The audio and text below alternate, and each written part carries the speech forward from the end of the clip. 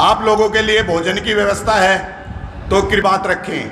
देखो, बाबा साहब ने भी कहा था कि किसी देश की तरक्की जो आंकी जाती है वो महिलाओं की तरक्की से आंकी जाती है। आज भी हम बड़ा फख्र और गर्व महसूस कर रहे हैं कि मुझे लगता है कि आदमियों की तादाद से ज़्यादा हमारी महिलाओं की संख्या है। तो एक बार जोरदार तालियां हो जाएं मातृ शक्ति के लिए। विनीता जी आइए। विनीता जी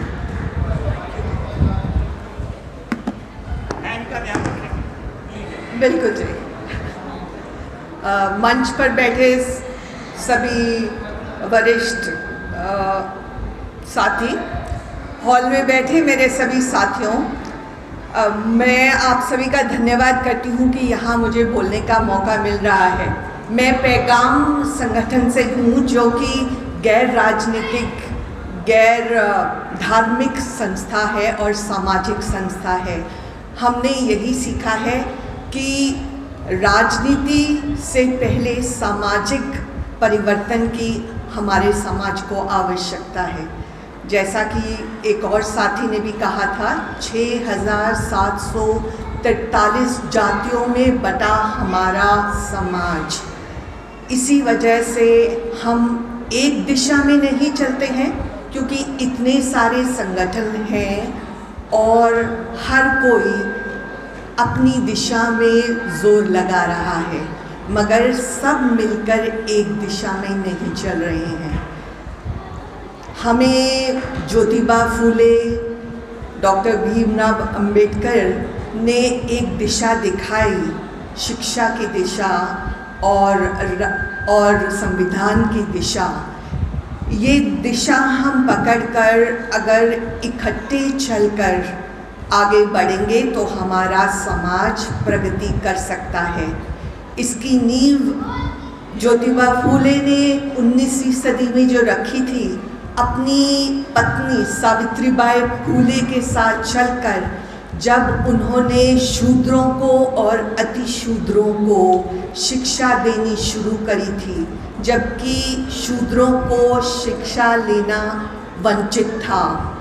उस समय उन्होंने लड़कियों के लिए और शूद्रों के लिए शिक्षा के लिए स्कूल खोले थे, 3 स्कूल खोले थे, जो कि बहुत बड़ी बात थी। और अपने ही घर से लेकर समाज से उनको विरोध मिला था और गोबर फेंका जाता था सावित्रीबाई फूले पे, पत्थर फेंके जाते थे, गालियाँ दी जाती थी। लेकिन उन्होंने इसका समस्या का समाधान इस तरह किया कि वो अपने साथ एक साड़ी लेके जाया करती थी, ताकि जब वो स्कूल में पहुँचे तब वो अपने कपड़े बदलकर ठीक से कार्य कर सकें। ये सब उन्होंने झेला ताकि हम लोग शिक्षित होकर आगे बढ़ सकें। एक दिशा हमें उन्होंने दिखाई, बहुत ज़रूरी है हम इस दिशा को पकड़कर आगे बढ़ें। और शिक्षित होने का मतलब सिर्फ डिग्री नहीं है, सामाजिक शिक्षा लेना भी बहुत आवश्यक है। सामाजिक शिक्षा का मतलब आप आसपास जो हो रहा है उसके प्रश्न पूछिए, अपने आप से प्रश्न कीजिए, आसपास जो हो रहा है उससे प्रश्न कीजिए, उस पर प्रश्न कीजिए और जानिए कि क्या हो रहा है और क्यों हो रहा है, क्या जो हो रहा है वो सही है या नहीं।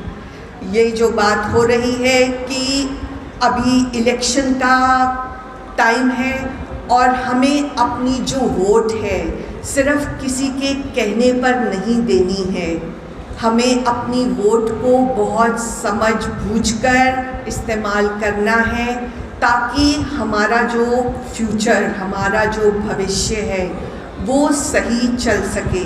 क्योंकि जो सरकार इस समय कार्य एक के बाद एक जो कर रही है वो इस तरीके के कार्य हैं कि हमारे समाज को फिर से पिछड़ा समाज ही देखा जाने लगेगा।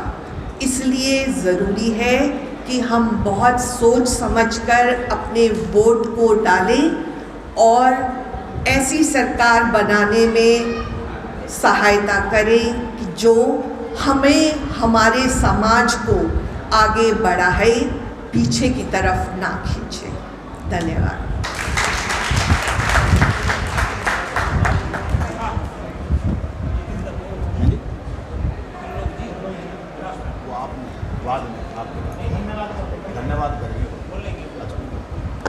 धन्यवाद मैम, आपने बहुत अच्छा संदेश दिया। अब मैं हमारे गुड़गांव के BSNS के अध्यक्ष जी श्री त्रिलोक सारवान जी से आग्रह करूंगा कि वो आएं और अपनी बात रखें।